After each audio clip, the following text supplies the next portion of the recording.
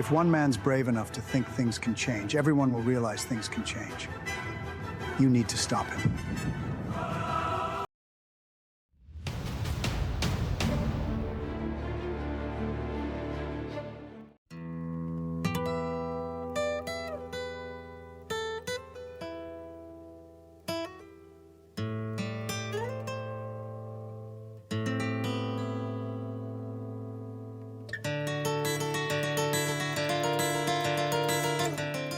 January 7th, 2026 arrived, and the Palisades fire tore through Pacific Palisades. 12 people died, and Pratt watched his home burn as he dialed 911, but the dispatcher told him no firefighters were available. That single moment, the dispatcher's voice, the absent trucks, the empty sky, became the entire thesis of a campaign. A few weeks later, at a neighborhood rally, he announced his run for mayor. Business as usual, he said, is a death sentence for Los Angeles, and I'm done waiting for someone to take real action.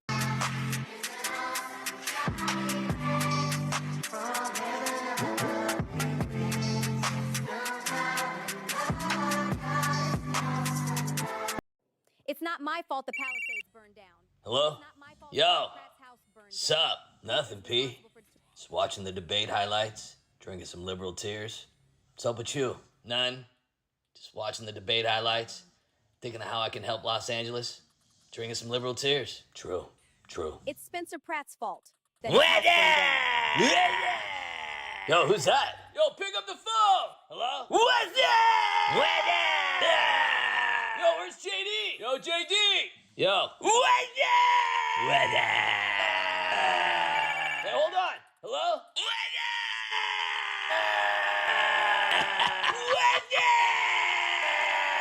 It's Spencer Pratt's fault that his house burned down.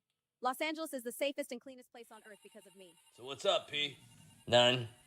Just watching Karen Bass make excuses why my house burned down. Sipping on liberal tears. Wondering why LA still looks like a damn war zone full of pooping needles. True. All the homes are gone because of climate change. When the fires are out, I'll build a brand new LA. Here's 700 bucks. Land grab is underway. California's burning. And the fire department's gone.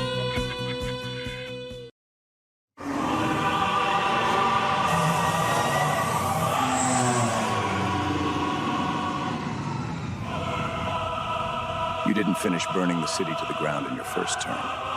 Make sure you finish the job in your second. The only thing that can stop us is someone telling the truth.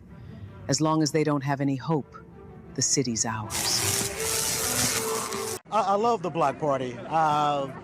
I've been speaking to Spencer. I said, get to South Central. And he sent me a flyer right as I was saying it. I was like, he's coming. This is it.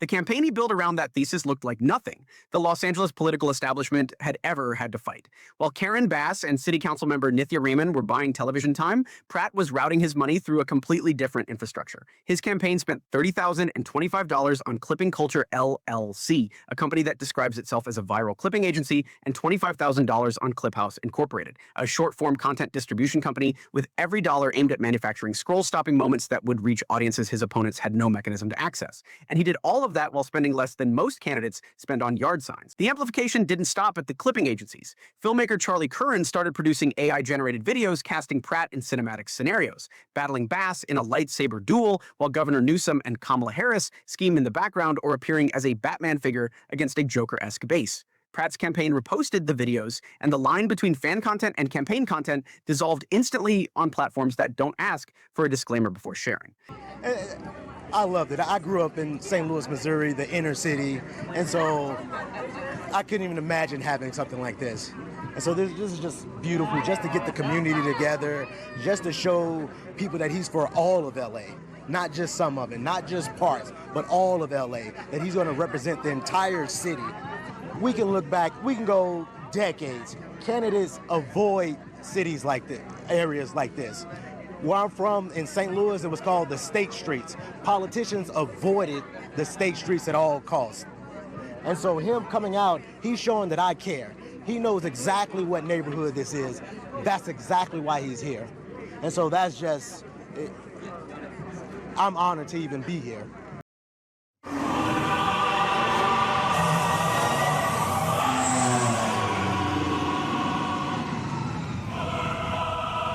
You didn't finish burning the city to the ground in your first term.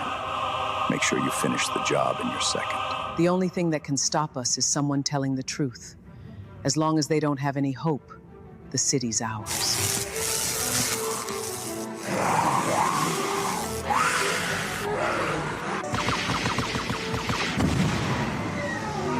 Nobody's ever done this before. No one's ever spoken truth to power in LA.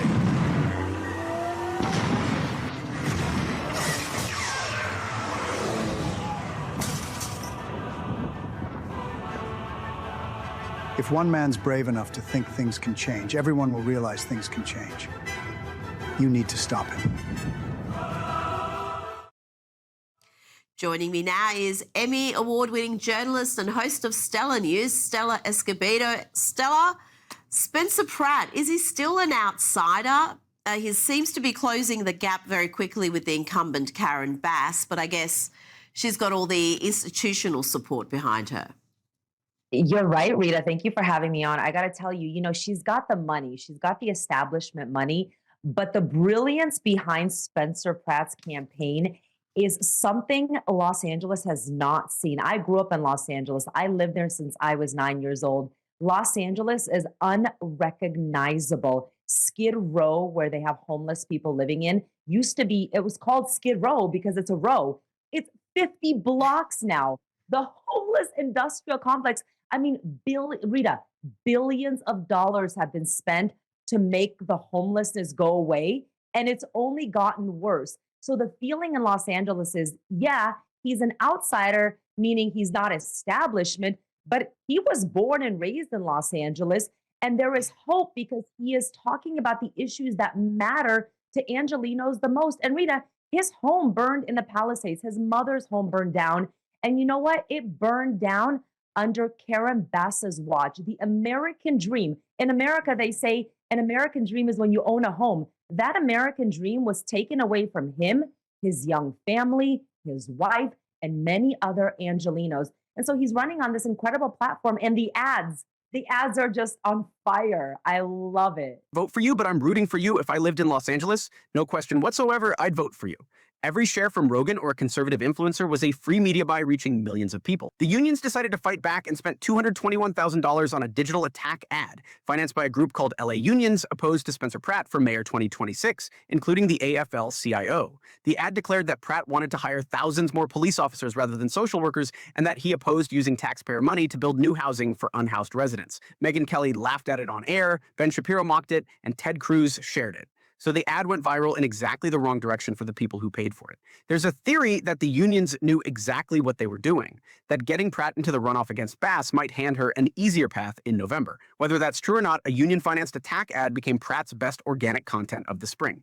The donor list that assembled behind him wasn't what anyone expected from a candidate Trump called a big MAGA person. Haim Saban, one of the Democratic Party's most prominent mega donors, backed him. David Foster and his wife Catherine McPhee hosted a fundraiser, and Brett Ratner, Bobby Kotick, Lucian Grange, Dan Loeb, Brian Grazer, Jeannie Buss, Sean Rad, Mark Pincus, and the Winklevoss twins all cut checks. These are people who live in Los Angeles and have spent years watching a city with $1 billion budget deficit fail at the most basic things, and Pratt's pitch was that he'd make LA once again camera ready for all its citizens. They believed it enough to write the check, but a donor list like that was always going to raise some eyebrows. People are going to disagree, and that's fine. The numbers tightened all the way to the primary. An Emerson College poll taken after the debate showed Bass at 30%, Pratt at 22%, and Rahman at 19%, in a survey of 350 voters with a 5.2 margin of error. That 22% represented a 12-point surge from where Pratt had been in March. He'd raised $538,000 between January and mid-April, outpacing Bass, who brought in $497,000 over the same period.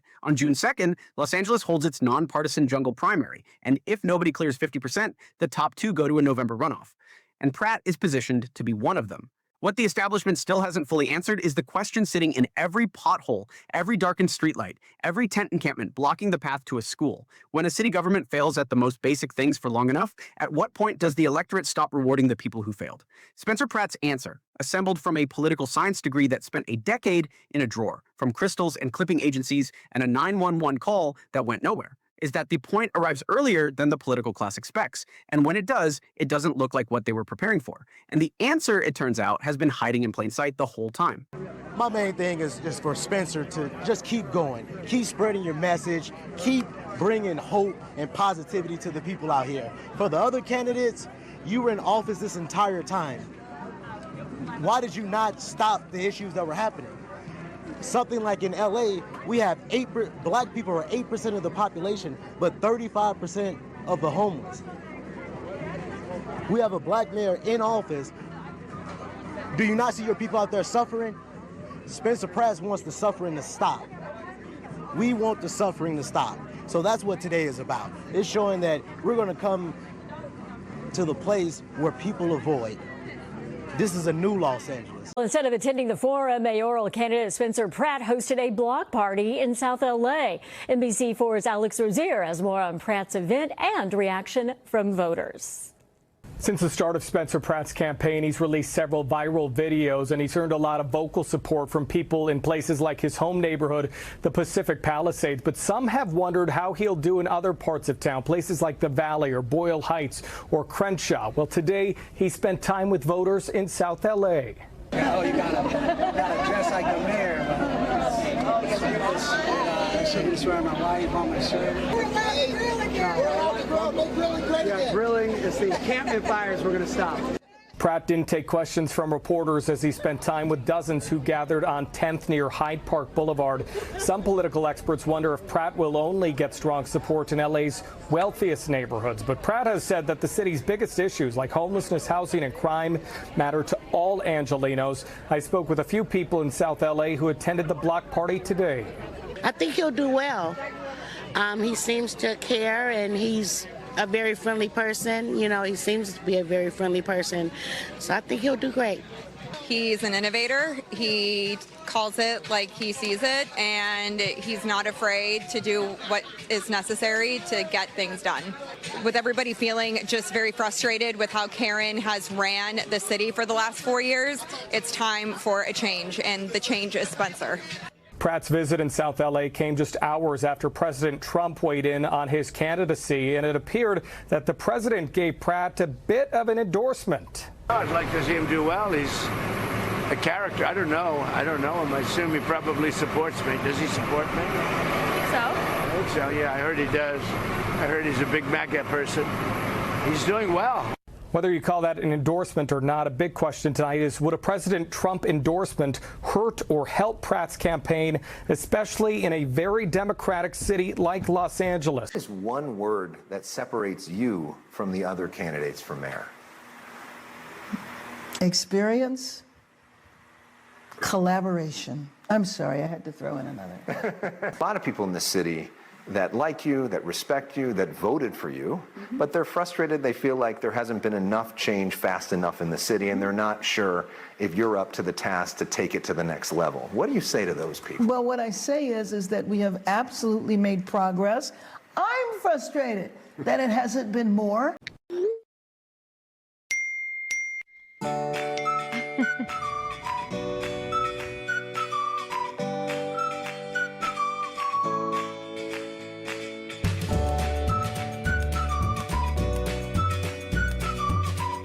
You know this isn't allowed, right? BBQs are banned. I'm calling my manager. Requesting manager backup, code mustard. I repeat, code mustard at register 6. I'm gonna need you to come with me. What's going on? Yes, this is Manager Karen at Walmart. We have a situation here. I need you to send the DSA. The DSA? Attention all associates, lock the doors. We have a code mustard in progress. What is this? Los Angeles mayoral candidate Nithya Raman tried to ban backyard barbecues for residents during high fire danger days.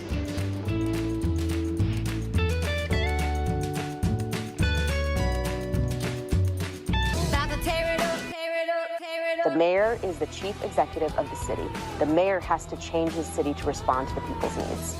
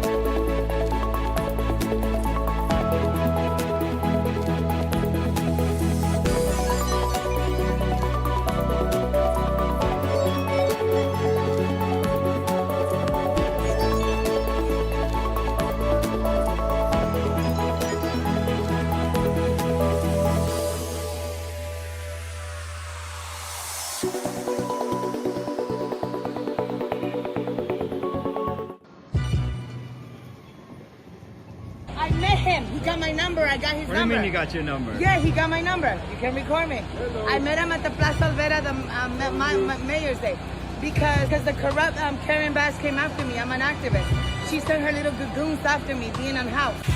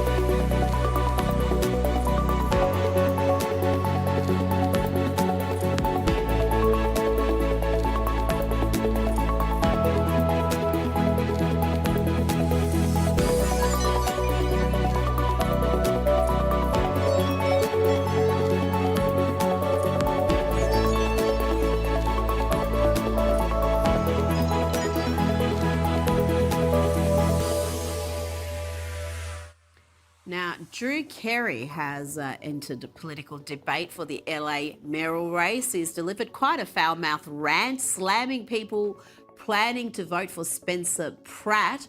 He posted on Threads saying anyone who votes for or endorses Spencer Pratt for mayor of LA needs to get their heads out of their ass. I understand being angry, unsatisfied, but at least get behind someone competent and not some serial scammer without a soul or moral compass. F this guy already. Kinsey, it seems all the worst people are very upset about the outsider Spencer Pratt polling so well. And it's curious to talk about his lack of qualifications. I mean, let's look at the current leadership there and how well they've done. Exactly. And what scams? Spencer Pratt was just a hippie feeding hummingbirds and selling crystals before he caught the political bug. Inspired by such an unimaginable loss to him and his family. Anger's not expertise. If your argument relies again on insults, Chelsea Handler, Drew Carey, profanity and emotional outbursts, you don't come across as politically informed. You come across as unstable and unable to regulate your emotions. So am I mad that Drew Carey's mad at me for voting for Spencer Pratt? I think I'll live Drew Carey.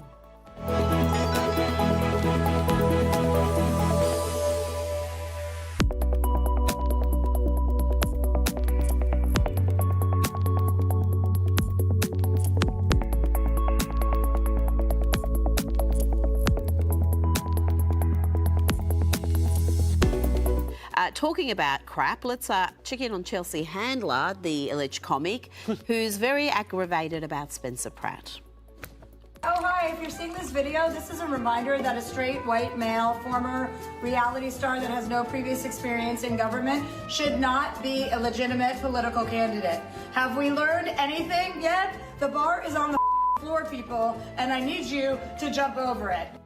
Well, Spencer Pratt's genius response to that was to simply post a video of a recent roast, the roast of Kevin Hart, where Shane Gillies just pointed out to the crowd that Chelsea Handler chose to wine and dine with Jeffrey Epstein several years after he was convicted for some fairly horrendous charges. There you go. So that's the sort of person she is.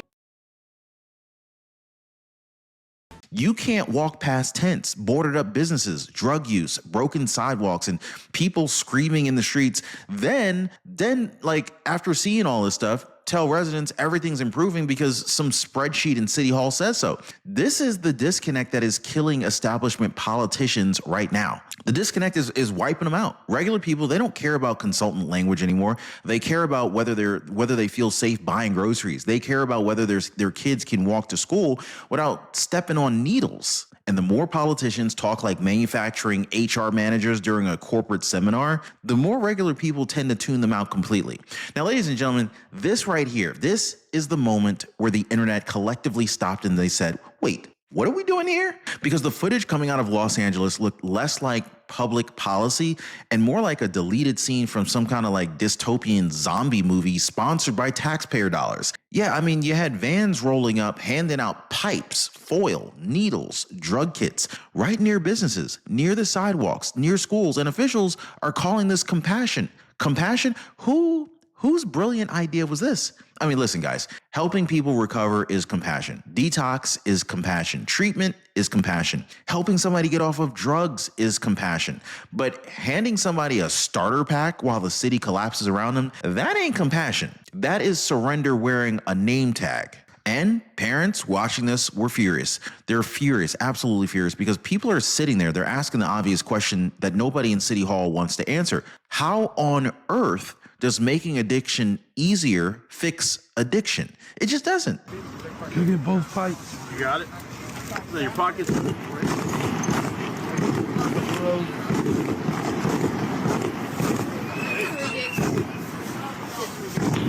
Go get some Brillo. Straight pipe in here. Brillo.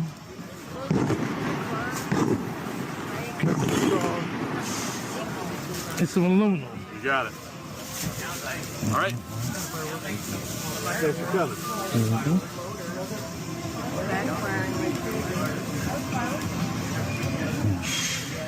Is this Glide? No, San Francisco AIDS Foundation. Oh, okay. Glide does this too, though. Yeah. They do it out of their site. Okay. You guys are 6, right? Yeah, which is supposedly going to open next week. Oh, really? Yeah. They're low. They finished all the repairs. They started to restock it, so we think next week. So, all right. So this wasn't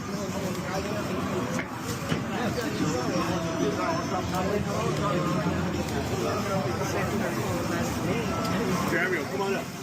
We'll start from here. All right. I'll grab that. Hey, Gabrielle. How you doing? I seen you the other day. Did you? So yes. Hello. You was on 6th Street, huh? I might have been. Where the vans was there on 6th Street? Yeah. I get around that. Yesterday. Yeah. I might have been. Yeah, So yesterday. this is our smoking stuff and everything. I saw This is you. the first place where people come. What can I get you?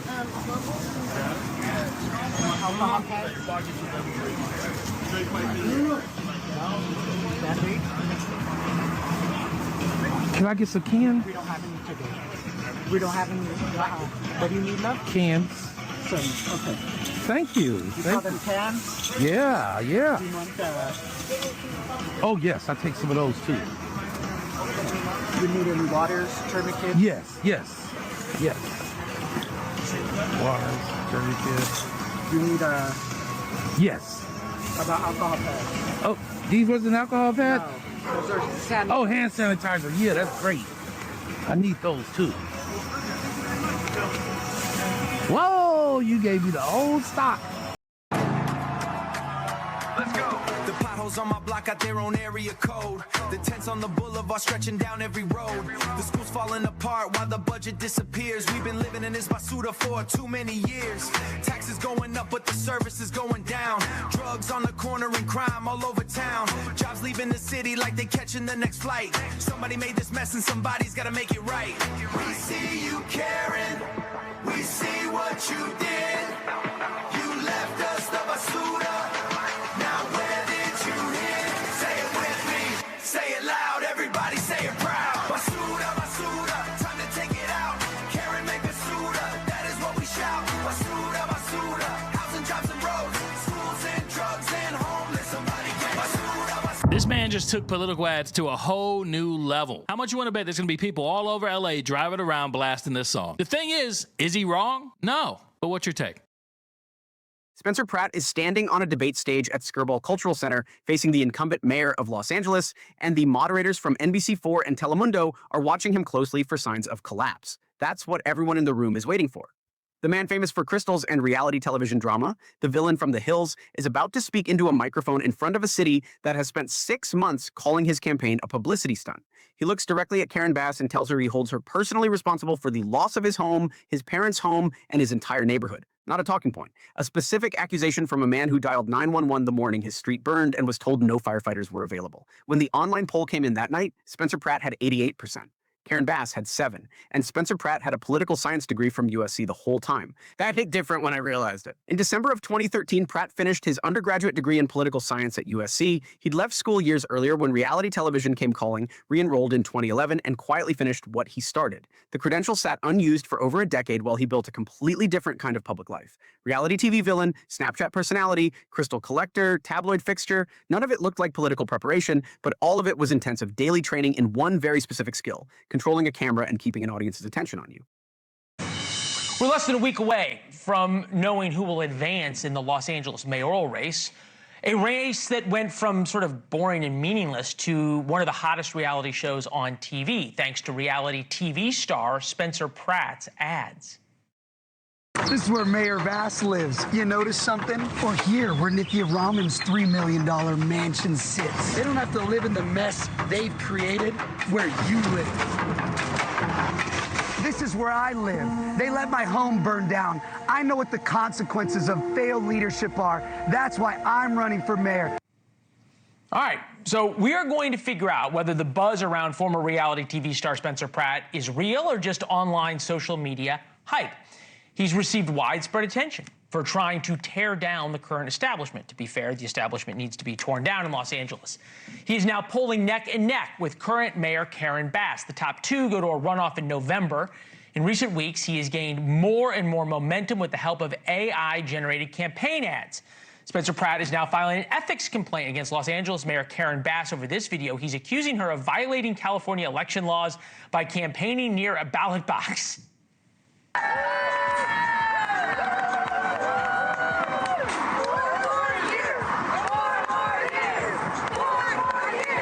have to say that you should vote today. Fill out your ballot, hand it to your postal worker, or come to a voting box like this. You can feel the enthusiasm, can't you? Bring in former California resident, host of the Keeping It Real podcast, Jillian Michaels. Jillian, if Spencer Pratt wins, will you move back to Los Angeles? No, but if Chad Bianco wins for governor, I'll definitely give it some thought. Only because Spencer doesn't have enough control. You got to fix the whole shebang. Whole thing needs to be fixed. As you talk to all of your famous friends out there, is this buzz about Spencer Pratt real? And what do you see more? Real excitement about Pratt or real fear by the Democratic establishment that he might win? Ah, gosh, I see real excitement about him. I see absolute fury over how mismanaged Los Angeles has been under Bass's leadership. I think Leland, I think he's got a real good chance. His numbers doubled from March to May. And he's definitely going to go to November. So just think about that. If he can continue to compound this momentum, right, I think he's got a real chance. Yeah, George H.W. Bush used to call that the big mo. referring to momentum in the election. But this is the idea, right? Is the top two advance to this runoff? I've never heard of this person, but I am told that she is quite famous. I'm sure you get invited to parties with her all the time. Her name is Lisa Rinna. There we go. She does not like Spencer Pratt. Here you go. Who should be the next mayor of LA? That is a good question. That's why I'm asking you. I am going to say, I don't know yet. Not a reality star, though. I'm sorry. I love him, but we've already done that. We're not going to do that again.